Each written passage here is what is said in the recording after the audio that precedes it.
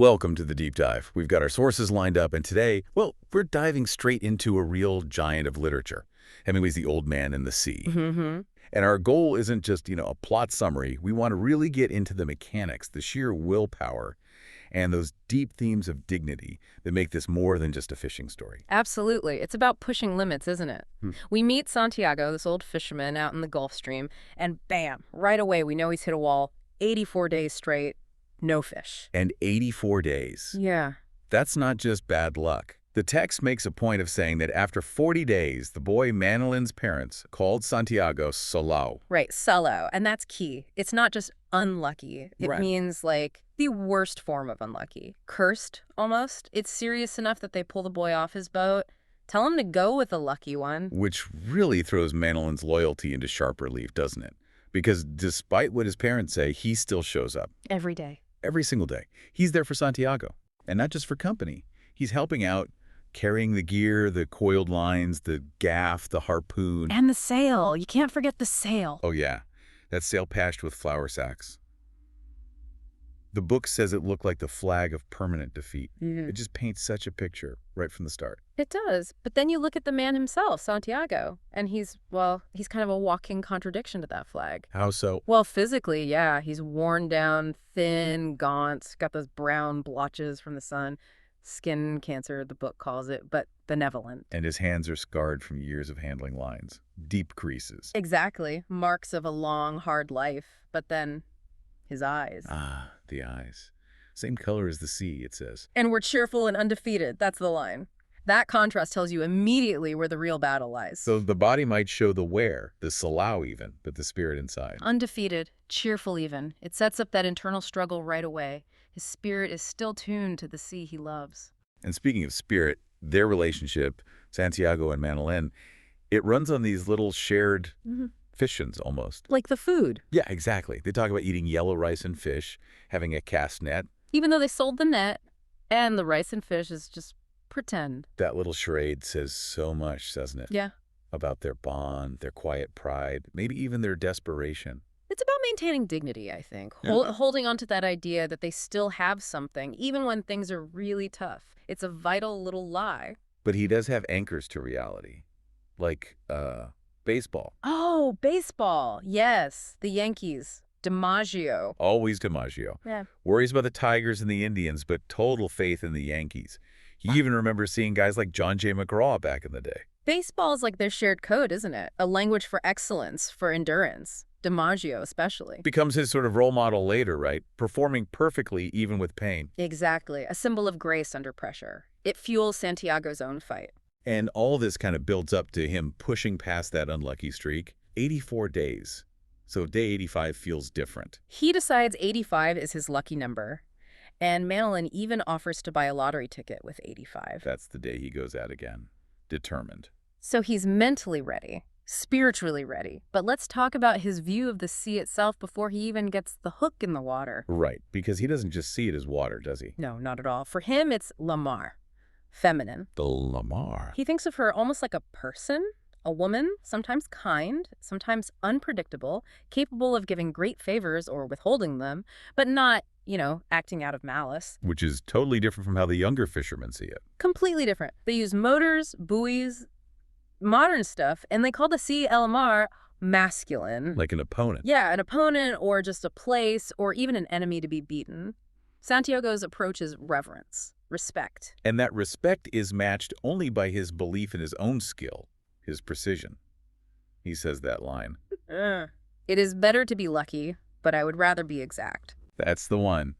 And he lives it. Oh, absolutely. Look at how he sets his lines. It's not random. No, it's practically science. 4 lines. 4 lines, each at a very specific depth. 40 fathoms, 75, 100, 125. Meticulous. Covering all the bases, making sure he's positioned perfectly. And the bait. Fresh sardines, hooked through the eyes so they look natural, taste good to the fish, nothing left to chance. It's all about minimizing luck by maximizing skill. That technical mastery. It shows he's earned his place out there. And his discipline extends to himself, too. His diet, his preparation. Right, the turtle eggs, he eats them in May. White turtle eggs. Believes they give him strength for the big fish season in September, October. And the shark liver oil. Ugh, drinks it every day. for strength and health, even though it tastes awful. So he's not just hoping for the best. He's built this strength, this knowledge, over a lifetime. It's all part of being exact. And on day 85, it pays off. It does. A couple of hours after sunrise, way down deep, 100 fathoms, he feels it. Just a little nudge at first. A tentative pull, yeah. But he knows. Instantly. This is a big one. He lets the fish take the bait properly, then sets the hook. And how he sets it is important too, right? Not just his arms. No, uses his whole body, pivots his weight into it, drives it home. But the fish, it doesn't panic. It just starts swimming. Slowly, steadily, towing the skiff northwest. 4 hours pass. The fish is still pulling. And the old man is just braced, line across his back. The real fight begins. The physical cost kicks in almost immediately. Oh, yeah. Brutal. The line cutting into his hands. His 2 feet of his dignity, he calls them. And then his left hand cramps up. Betrays him. He calls it a treachery of one's own body. That sense that the physical self can fail the spirit. Exactly. And he has to force himself to eat raw fish, the albacore he caught earlier, chewing it carefully just to get some strength back. But even through all that pain, something shifts in how he sees the fish. He starts calling it his brother. His brother? Yeah. No, wait a sec. Is that just easy sentiment? I mean, he's still planning to kill it, right? For money or pride or whatever. Does calling it brother really change the basic fact that it's predator and prey? That's the absolute crux of it, isn't it? He genuinely seems to admire it. Yeah. He says, I love you and respect you very much, but I will kill you dead before this day ends. Huh. So the respect makes the killing necessary. Tragic, maybe. I think that's how he sees it. Uh-uh. He views the fish as noble, strong, maybe better than humans in some ways. Killing it becomes this act of, I don't know, tragic honor, rather than just hauling a catch. And he keeps himself going by thinking about his own heroes. DiMaggio again. Always DiMaggio, performing perfectly even with that bone spur. That becomes Santiago's benchmark. Endure the pain, maintain the mastery. And his dreams change too. No more storms or women. Just the lions, on the beach in Africa from when he was young. Symbols of strength, youth, power he's trying to recapture, maybe. It all builds to that third day. The fish is tiring. It starts circling. That's the sign. Santiago figures it must have jumped during the night, filled its air sacs. Which means, what exactly, in fishing terms? Means it can't dive deep anymore. It's stuck fighting near the surface. It's losing the battle of endurance. Its big advantage is gone. So Santiago starts gaining line. Slowly, painfully. Inch by inch, he's dizzy, seeing black spots, pushing himself to the absolute limit, and then the fish surfaces. The big reveal. And it's immense. 2 feet longer than the skiff. Dark purple, lavender stripes. Just this incredible creature. And Santiago. He takes his chance. The harpoon. Drives it right into the fish's side, behind the fin, puts every ounce of his weight behind it. The killing blow. A moment of, terrible perfection. He's won. But his first thought, Regret. I am a tired old man, but I have killed this fish, which is my brother. The victory is immediately bittersweet. and the victory itself starts to unravel almost instantly. The fish is too big for the boat. Way too big. He has to lash it alongside. And that's the fatal mistake, really. The blood. The blood trail in the water. It's like an invitation. Exactly. For the sharks. The first one is a Laiko, right? Yeah. The Dentuso. A powerful shark. A worthy opponent in its own way. Fast, strong. Santiago fights it, kills it with a harpoon. But He loses the harpoon and the rope. And that loss, that's devastating. It's not just losing a tool. He knows right then that it's over. The prize is lost. The fight shifts from mastery to just holding on. Futility, almost. A dignified futility, maybe? Maybe. He knows the bad time has started. Then come the others. Shovel-nosed sharks. Galanos. He has nothing but contempt for them. Hateful sharks. Bad-smelling scavengers. That's how he sees them. Not noble fighters like the Mako. Just destroyers. Vultures of the sea. And he fights them with whatever he has left. Yeah. A knife flashed to an oar. Until the blade breaks. Then a club. Then the boat's tiller. Until that splinters too. Fighting them off in the dark just by sound and feel. Under desperation, he has nothing left. Nothing. By the time he gets close to shore, they've taken almost everything. Just the skeleton is left. The white naked line of his backbone and the dark mass of the head with the projecting bill.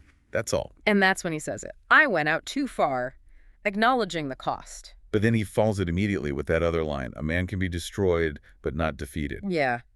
Defining his own experience, maybe the human condition itself, destruction is possible, but defeat, that's internal. That's a choice. He finally makes it back to the harbor late at night. He has to carry the mast up the hill to his shack. And he falls 5 times, just utterly exhausted, the mast on his shoulder. Critics often see it like, well, like a cross, the weight of the struggle, the sacrifice. When he finally sleeps, it's face down, arms out, palms up, almost like a surrender, but also something else. It's an image of complete exhaustion, but maybe also openness? Crucifixion and exhaustion, yeah. Powerful image. The next morning, Manolin finds him, sees the state of his hands. And the boy just cries, tells everyone else, don't bother him, protects him. And even the skeleton gets measured. It's huge, 18 feet long, proof of what was achieved. But then you get that final little twist of irony, the tourists. Oh, right. They see the giant skeleton by the water. And they ask the waiter what it is, and someone says, shark. They mistake this magnificent marlin, the symbol of Santiago's epic struggle, for just another shark. They have no idea. They completely miss the point. But Manolin gets it. He knows. He absolutely gets it. When Santiago says, they beat me, the boy says, no, he didn't beat you, not the fish. It was afterwards. That's the key phrase. Exactly. The defeat wasn't losing the fish in the fight. It was losing the prize after the fight was won. The sharks beat him, not the marlin. And this understanding leads to their pact for the future. Manolin doubles down. He's coming back to fish with Santiago, curse or no curse. The hell with luck, he says. I'll bring the luck with me. And adds, I still have much to learn. It shifts the focus, doesn't it? Back to skill, partnership, preparation. Yeah. He even talks about getting a proper killing lance, maybe from an old Karspelung. He's thinking ahead about being exact, just like Santiago taught him. Santiago's happy. He misses the boy. The connection is restored, maybe even stronger. The knowledge has been passed on. The cycle's ready to continue, but maybe on different terms now. Manolin's loyalty, his choice to return, it suggests the real value wasn't the fish itself. Which was always going to be temporary anyway. Right. The value was the struggle, the test of dignity, the human connection that endured through it all. So that leaves us with a really interesting tension, doesn't it? Santiago ends thinking, I went out too far. He regrets maybe the hubris that led to losing the physical prize. But Manolin's decision, his focus on learning and getting the right tools for next time, suggests the real win was internal. The knowledge gained, the resolution hardened. So what was the real tragedy of going too far? Was it losing the fish? Or was it maybe realizing that reaching the absolute peak, achieving something magnificent like catching that fish, almost inevitably means you can't hold on to the spoils? That destruction follows creation, something for you to think about.